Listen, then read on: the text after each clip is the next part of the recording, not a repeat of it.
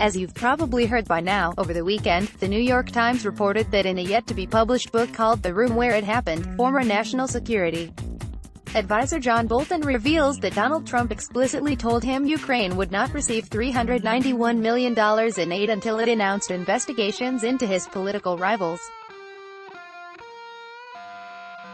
While we've known for some time that this is exactly how the president's plot to extort Ukraine went down, the first-hand account has put Republicans in a deeply awkward position, considering they've insisted both that only first-hand accounts matter and that witnesses should not be heard by the Senate. Whereas last week it was basically a foregone conclusion that Democrats would not secure the necessary votes to allow key individuals like John Bolton to come forward, and that Republicans would be able to acquit the president by the end of the week, that outcome is now slightly less assured. Though to be clear, it's probably still going to happen, given the oath the majority of the GOP has sworn to let Trump get away with whatever crimes his heart desires. Among those cautiously suggesting that maybe witnesses should be heard, even if Republicans go on to let Trump off, is Mitt Romney.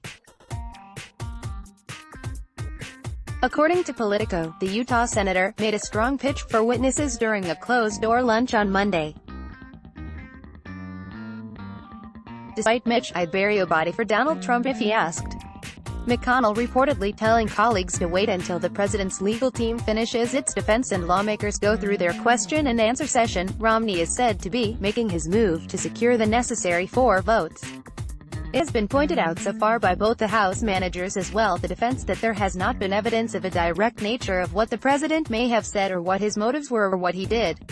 Romney said Monday night. The article in the New York Times I think made it pretty clear that Bolton has some information that may be relevant. And I'd like to hear relevant information before I made a final decision. Unsurprisingly, Romney's activism has rubbed a number of colleagues, who apparently believe extorting another country is fine, the wrong way.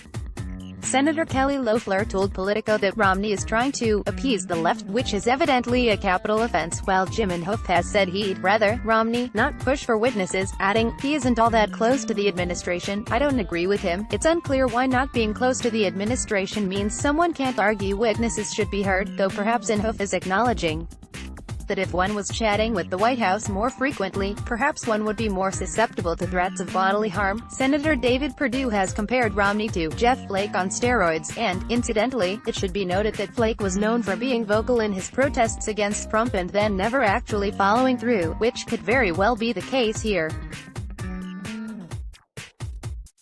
Still, according to Axios, if ever there was a time that Republicans were even entertaining the idea of betraying the president by not going along with his attempts to stonewall justice, it's now.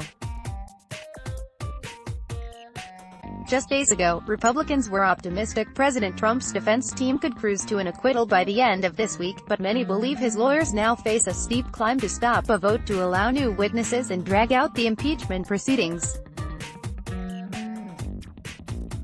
Still possible it could end this week.